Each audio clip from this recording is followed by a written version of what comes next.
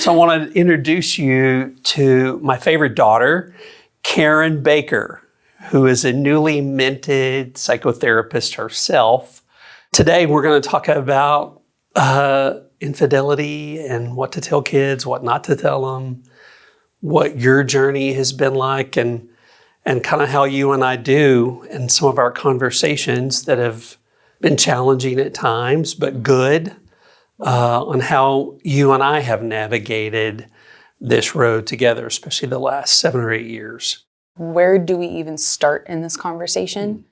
And I think that parallels what a lot of parents experience. I mean, like, how do I even talk about this? Where do I even start with my own kids or my partner when they're going through infidelity?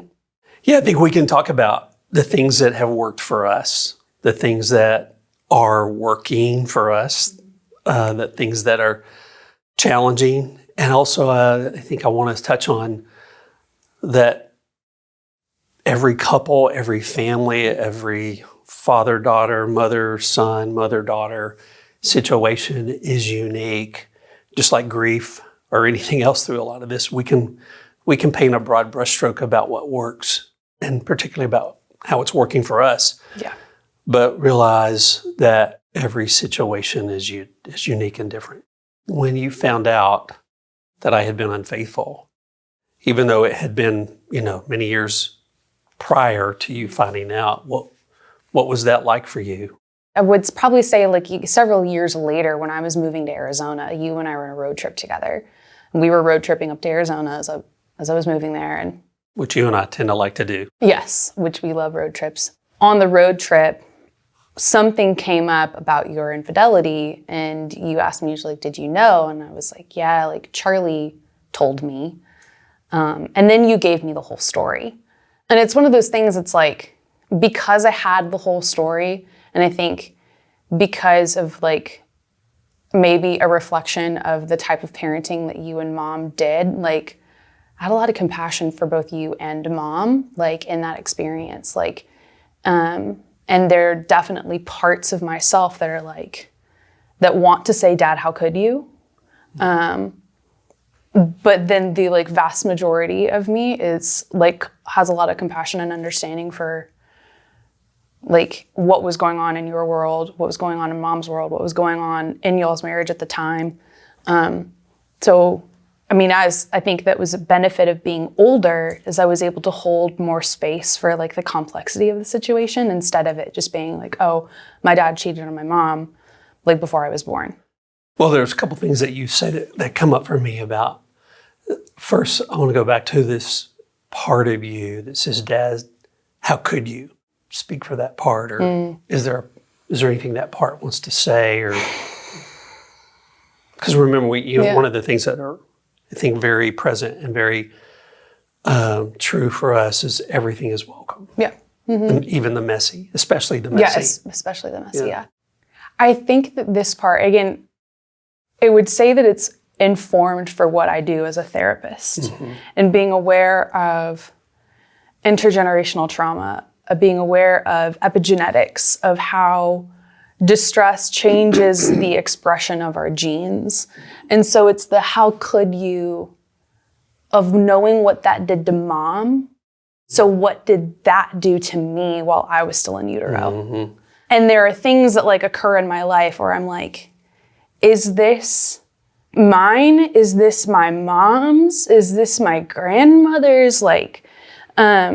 And sitting in the space of the unknown and the curiosity of it without trying to over-intellectualize and categorize everything. And so I think that the how could you really what comes up as I say that is the frustration of the added stress that I know that was put on mom, and then the wondering is that why I'm now a slightly more anxious person, or that I struggle with XYZ things. And knowing too, that could be it. It could be something else. And that there are things that where anxiety or whatever originated from, I might not never know, but it's just sitting with the anxiety is the important thing. There wasn't a day that didn't go by that I didn't think about those very things. Mm-hmm. And there was a lot of blame that I self-blame. Yeah. That I caused, certain situations, ADD or anxiety or you name it, that it was all my fault. I have felt and thought and a lot of condemnation in the past. And, I didn't know what I didn't know. And I'm not trying to just shrug that off. The last 20 years as a therapist, learning about interpersonal neurobiology and intrauterine development, and even development throughout our lifespan, how all that changes. And that is something that I have wondered about, judged myself about repeatedly over the years. Can I say what comes up for me as you say that? Of course. Another part, I think, of why, I don't hold condemnation or so much condemnation for you is because I'm I know you, I know your heart, It's hard for any kid to come to realize that their parents aren't superheroes. Whether that is through whether that is through a mistake that they made, or we talked about earlier when I had my first panic attack, and it was after going to the Holocaust Museum in Houston and coming home and sitting down with you, and the panic was coming up, the anxiety, and being maybe in 7th, 8th grade something or so. like that. And I remember asking, could something like this ever happen again? And you were like, I don't know. And my world fell apart because I was wait, my family, my dad, my mom, the people that are supposed to take care of me and protect me can't ensure this. And so no kid wants to ever face that. And so when you talk about this condemnation to yourself or blame or things like that, you do so in a way that does not put it on me. And I think that was how I was able to have my own experience around the infidelity and the divorce, is because you held your stuff and you created space for me instead of putting anything on me. And never, I don't want to say making your problems mine, but there was always this separation, and that you had room for my experience as well as yours. Does that make sense? Does that track? That's as much as I, in many ways, world of regret about what I did and the impact it had on Amy and you and Charlie and others in our community. And that I did the best I could, still do the best I can to own my stuff and leave space for yours. And even for Charlie's, and he's not here today, and he has his own experience, and so does Amy. Maybe one day the four of us will sit down and do this together. That would be very talk about a parts party. Yeah, that would be big. But it is in a way music to my ears, because I feel maybe I am doing. Maybe slowly, as I heal, I'm doing something right about letting you, because I'm talking to you today, right, to have your own experience, and for us to be able to talk about it. And for us, like you and I can do, we've had some challenging conversations around lots of different topics, right, not just this one. Right. But I think that's the thing for me, is that in the couples work that I have done for the last 20 years, learning, this is where it is. Having a conversation, even if you don't know how it's going to end or where it's headed, but to be present with what is right here in this moment, as the tears form in your eyes and then in mine, and okay, we're just going to be here and we're going to breathe and we're going to talk. And that's the thing that I want people to realize more than anything else, is that this is where growth, and it's still happening for you and I, even in this moment. And on that topic of difficult conversations, it's a conversation I've had with my own clients, is sitting in the discomfort, choosing to have the uncomfortable conversation is actively choosing the relationship. Yeah, say Like, that again. Sitting, That's big. Yeah, so sitting in the discomfort, like choosing to have the uncomfortable conversation is actively choosing the relationship. For somebody like myself who really likes control, who likes to have all of the information around stuff, it's really challenging for me to walk into a conversation where I don't have all of like the facts in front of me, or I know how it's going to end, or I don't know how to start it. But sometimes just going is the best place to start. And like you were saying, just being present and breathing through the experience is what matters most, because it's what's showing up. And I know from my experience, like that was what you did for me throughout childhood and throughout discovering the infidelity. It was never my responsibility to initiate a conversation. So you felt like I pursued you. Yes. I remember, I don't know if you remember this, but I can't remember how old I was. I might have been in middle school. But you had asked me one day, you were like, is there anything I can do to be a better dad? Do you remember this? and I was like, maybe don't wear your pajamas around the house? It was, yeah, I asked you. The question was, I was trying to stack the deck. I was like, what are the 3 things that you like about having me as a dad? Okay. And you said something like, our father-daughter dates, when you come to school for dads and donuts, and I don't remember the other. And then I said, and what's one thing that you would rather me not do or you wish I would change? And you said, yeah, I'd like for you not to wear your boxer shorts around the house. I'm like, I can do that. That's easy. I fixed that one that day and I never did it again. I wore gym shorts, but different than boxer shorts. Right, for sure. And you're not walking around just like, this was like your pajamas before bed. This isn't just like hanging around the house after dinner. Right. But yes. Yeah, that wasn't a habit. No, it wasn't a habit. It was just like, I don't want to see my dad in his PJs. Yeah. It's like seeing your teacher like wear like shorts outside of school or something. Yeah. Okay. Back to that comment is that it was never my responsibility to initiate a conversation, and that you either pursued me of like asking or checking in regularly. Like to this day, you still do around like the divorce. Specifically, you'll like ask me how I'm doing or like and repeatedly apologize, which on one hand I always appreciate, and then there are other parts of me that feel the slight discomfort with the vulnerability sometimes, where I'm like, okay, yeah, Dad, it's fine. Like we talked about it. Like, thank you, I forgive you. It's okay. But it's that whole experience of you always took the responsibility as my dad, like as the parent, to initiate the conversation when you saw something was going on, or asked when you were unsure. So what kind of guidelines would you give to parents around disclosure for different age groups, of what is the best thing to share at like what times, how much is too much, what is not enough information to share? Because I think that would be really helpful for a lot of parents. I tend to start off very simply.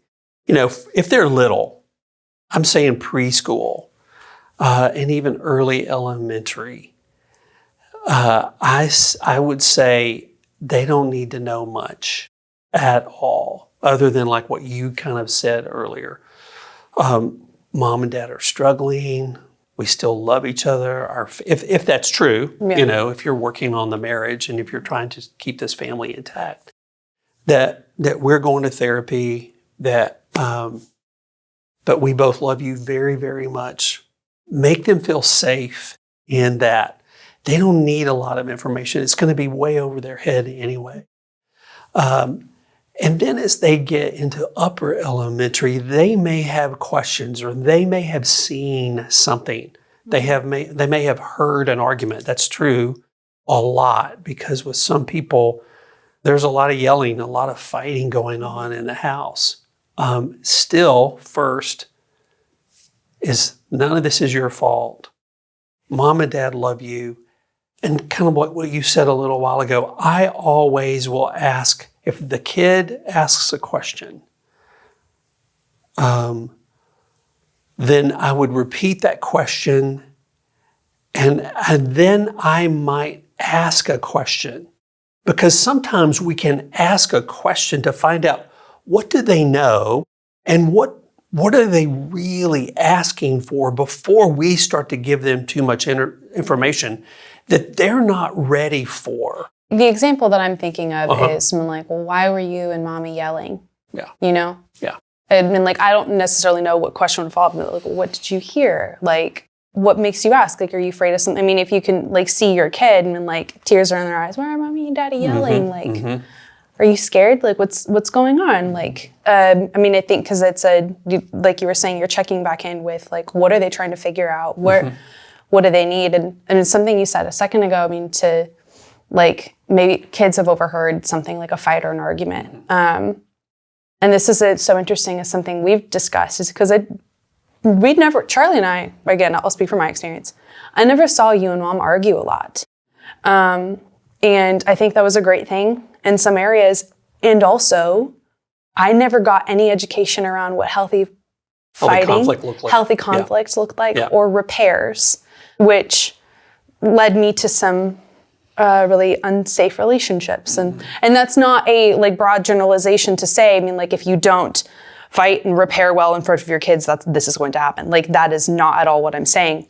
And something I've heard you say before, and been like, you can fight and you can learn to fight well. And I think that that's really, really important. And of course, we're talking about something different around, like, children, and having a knockdown drag out in front of your children isn't appropriate. I mean, having a disagreement, I mean, like, happens. But I think coming back together, showing your children after, like, oh, XYZ happened, so-and-so yelled, we both learned this, like, I am making an apology to my partner because of what I said, it wasn't okay. Just set that example for children. And are you saying do that in front of the kids to some degree? Yep. Absolutely. I totally agree. Absolutely, because I think a conversation that you and I have had is that, I mean, I think that we both believe that an apology should take place in the setting that the hurt occurred. Whether that was at the family table with everybody around and it was just between two people, but, like, a snide comment was made and everybody's, like, forks freeze for a second and then everybody goes back. I mean, we've all had those dinners, you know? Sure. I mean, it's going back to that and taking accountability, apologizing, so then everyone knows that we are good here and that the relation, like, everything is fine. So yeah, I digress to go back. I mean, like, but yeah. Yeah, so in context of infidelity, we're just kind of moving through kind of stages. Yeah. So when you get to junior high and high school, where kids are aware, and some of my clients, the kids are aware of pretty much everything that had happened, and that's unfortunate. I think there's still repair, safety, that they had nothing to do with this. And it's unfortunate that some kids, I don't work with kids, but with parents, then they have more, they've created more that they have to do, because now, in my opinion, it's not just about you two parents. It's about these kids that are scared, that are hurting, and many times are alone. And that's where I think getting with a therapist, even if they can't afford it once a week, once a month, or some level of support that they can just go talk to freely about their fears, about what they're hearing. And then in your case, you may be able to help the parents repair that with their kids, because it's about them now, in my opinion. It's not just about the two of you. Are you saying, so I want to make sure that you're saying the same thing, as kids learn, regardless of stage of development, I would think. I mean, like, later into grade school, middle school, high school, and beyond, I mean, it's not just about mom and dad anymore, or the parents. It's about the children as well. And are you saying that, like, the children experience comes above the? I wanted to make sure I'm understanding. Yeah, that's the good question. Yeah. And it's both and. Yeah. It is. I mean, the repair of the relationship is important. if we don't have any other choice, we have the choice to how we respond versus react. I believe that. And we can grow that muscle on how to do that better and better. But as kids get older, they may know more. They may have heard more. If they haven't, if they didn't discover it on their own or overhear a conversation, because I can also build a case around high school age kids hearing a conversation that was not intended for them, but they overheard it. And then I hope that the kids will come to mom and dad and say, this is what I heard. Because I don't want those kids to be alone in that. That's huge for me. And the parents can sit and listen, ask reflecting questions to make sure they understand what's going on with the kid. Because none of us are good mind readers. We can suppose, you and I use some language from other trainings we've been in. Like I tell myself a story based on what you said, that this is what's going on. So it's just checking out my interpretation with you. I think that's super important. But if they didn't discover it, there may be some time to say, here's what's happened. 10,000 foot view, not any of the nitty gritty on what to do, what to tell your child. And also, just like with Amy and I mean, we were like, yeah, it's not time. This didn't happen to them or because of them. And I mean, Amy said lovingly, it's really none of their business. And that is a way to respond to it as well. I think, it was right for us at the time, but also I believe, I'm all about these challenging conversations. Yeah. What were you going to say? Well, I mean, because I think, too, in having these challenging conversations, and we've had this conversation before, is that you're only able to sit with, as much discomfort as you can sit with yourself, that you will be able to with your child. And that I love Brene Brown's example that she talks about of rushing in to turn all the lights on. When, your kid's on the other side of the door, they're crying after their first heartbreak.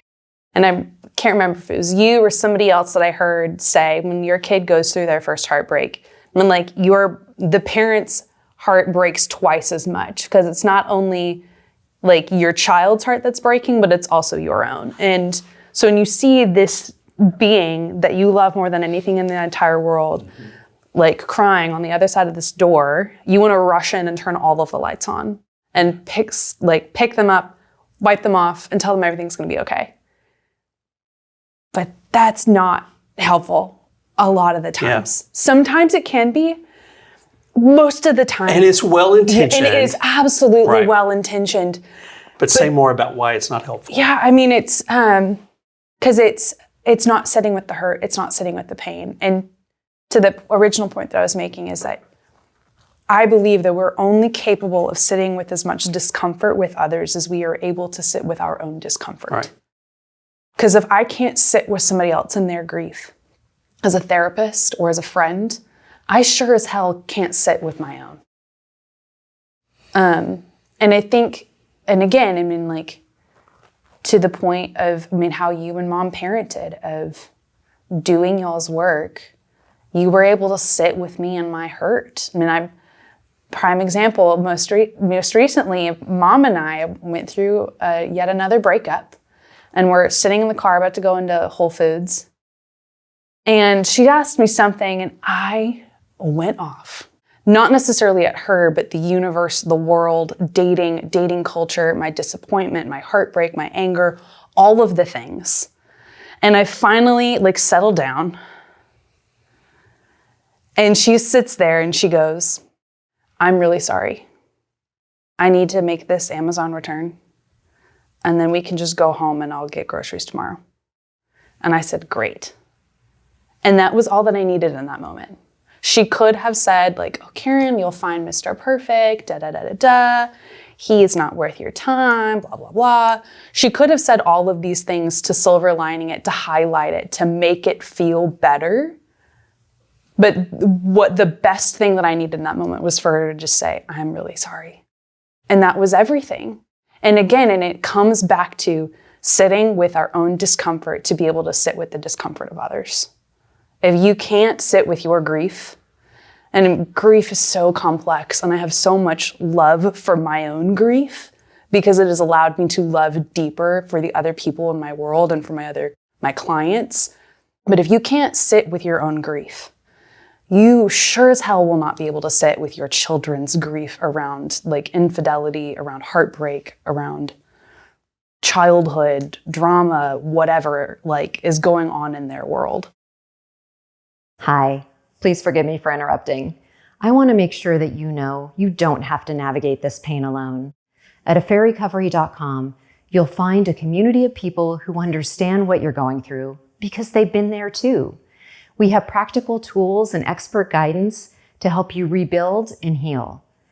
Please visit our website and explore the resources available to you. Sitting with that discomfort and that grief takes time, doing your own work, to your point. Yeah. And then letting your kids have their feelings around stuff. Fear, anger, sadness, terror, rage, you name it. Let them have those feelings. I could talk ad nauseum about like the feelings then in and of themselves, especially for children. I mean, and how much like anger is an emotion that is so misunderstood in children and I mean within society at large. You bet. But Totally agree with you. Different conversation for another time. Yeah, that we may do this again.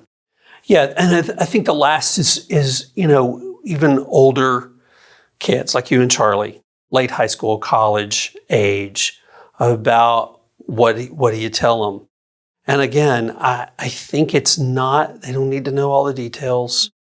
In our case, I wanted to tell you and Charlie and had planned on it even before Amy and I went different directions because there's a lot of my story that's very public. And I wanted y'all to hear it from me versus someone else. And I just knew that y'all knew and you didn't. So there was a big surprise there. And you and Charlie both had very different reactions to it. You were kind of shocked, I would say, broad brushstroke. Charlie was very angry for a few days. And not tooting my horn, but because I pressed in to both of you as I drove you back to Abilene once, and Charlie came and visited me. You're smirking. I'm sure there's stories that you're thinking. No, we'll tell another day someday. But it's the pressing in. And again, I don't want to even say that I did it perfectly. But I'm not going to shy away from the conversation, and I'm not going to smooth things over. I hope I don't, because that was done to me for so much of my life, and I'm not going to repeat that. And I'm thinking about a couple of different couples that I've worked with that also, one ended in divorce, one is not. But the relationship with,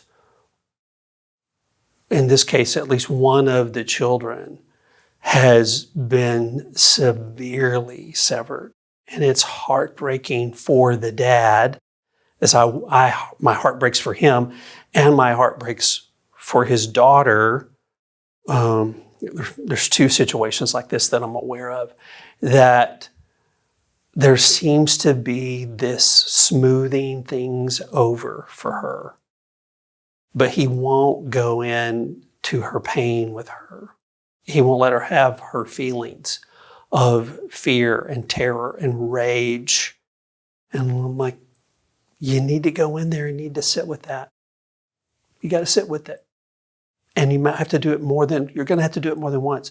So what's coming up for you? Yeah. I see these tears welling. Yeah. What's happening? I mean, I think about my relationship with my dad. That is a really, really great one, that we've put a lot of effort to have this relationship. And so when I hear other people share experiences where they don't have that type of support from their parents, my heart breaks. And I'm like, here, have some of my parents because they're great. But also they're mine. And then also for this dad that isn't capable or doesn't believe that he is, makes me like, it's not pity, and it is compassion, but there is a slight flavor of this, I feel sorry for him that he's not going to be able to have that relationship with his kid. And that is all on him. And it sounds really incompassionate, to some. But again, I firmly believe, and like you said, it's the parent's duty to press in, to sit with all of the experience, because that is your job as a parent. And so, yeah, it is heartbreaking. It's really, really sad to see when, I know and I believe that there is possibility for transformation of relationships. Otherwise, I wouldn't do what I do. Right. Yeah, and I think about, just as you said that our parents are our primary teachers on how to do relationship. I talk about that all the time with folks, is that affairs and divorce happen most often because of conflict avoidance. And so going to your example a few minutes ago of a repair needs to happen in the same context, learning how to do that. And that's what I love, not putting a shameless plug in for EMS or the EMS online. There's a big component where we begin to talk about how to handle conflict well. And that's I know even in my case, I'm still learning how to do that better and better all the time, hopefully. Of what else comes up for me, around this case that you're talking about, and how do you start if there is the desire? One of the greatest things that a friend told me when I was really grieving was, she's like, I wish I could take the pain away. I know that I can't. And that was it. It was the acknowledgement that she wanted to help, but she knew that she couldn't. And I think that sometimes is the place to start. Is to say, I know you're hurting. I don't know where to start, and I'm really scared. Even a parent, a mom or a dad, can even say something very similar. And it's really hard as someone who has created a lot of pain to be able to say that too. I created this pain, and I wish I could stop it. I wish I could take it away. And had I known, I hear this from a lot of wayward spouses, men and women, that they had no idea the devastation that their choices would have caused or did cause, But now that they know, they wish they could take it away. I'm just painfully aware because of my own experience with it, and for sitting with couples for 20 years now on the energy and the cost and the pain and the grief and the fear and the rage, all of that's going on for them, and how incredibly hard this is, and how incredibly courageous they are for trying to work this out. Because the world says, end it, move on. Once a cheater, always a cheater, which we know that is not true. But just the amount of pain, man, that every single one of them is going through. And I wanted to say, don't give up. Keep learning, keep growing, keep trying. And when you mess up, learn how to make a good repair. If I could say that to every one of us, because we will hurt other people, intentionally and unintentionally, is learn how to make a good repair. I think that's where the learning for ourselves happens. When I've got to repair something with you or Charlie or somebody else, if I can really learn to do that authentically and not sink back down into shame and despair and guilt and, I'm never going to learn, I'm never going to grow. Well, yes, that would be victim thinking, right? But it's like, I screwed up again. Let me make this right as I can right now, and then be able to sit there with your pain. Nobody does this perfectly. Nobody. And not to be glib about it or flippant, but it is that, man, they're trying. Most people are trying so hard, and they had no idea how long this was going to take. And it takes as long as it takes. So learn to repair and learn to listen. Learn to put your own agenda aside. You're going to get to speak for all of those parts of you ultimately. But those are two kind of broad brushstroke things for parents and couples that I would really want to emphasize. And so what would you say to children whose parents are going through this? Or do you have anything else to say on it? No, that's a good question. I am so sorry that your feelings matter. And I hope that your parents can sit at least a little bit and get better and better at listening to your pain and helping you feel your pain, feeling your pain with you. And if they can't, I hope that you have a good friend to the high school student that they or a junior high school, that they have a guidance counselor. And I know that's more common now than it was back in the 70s when I was in high school, that somebody will listen because your feelings matter. They have to matter to you, and somebody needs to show us how to do that. That it matters. You matter, and everything you feel matters. If you're looking for support and guidance as you navigate the aftermath of betrayal, please visit affairrecovery.com. We offer a variety of life-changing courses and resources. Take the first step today.